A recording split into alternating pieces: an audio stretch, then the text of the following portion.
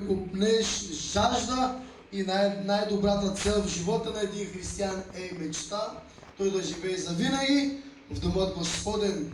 Защо знаеме, че в Домът Господен ние намираме не само човека, но ние намираме преди всички нас Исус Христос. Тук стоящ на всеки един наистина да погледне сърцето му и за да може наистина той да вземе всяка наша нужда, всеки наш проблем, ние да възлагаме в Неговите ръце.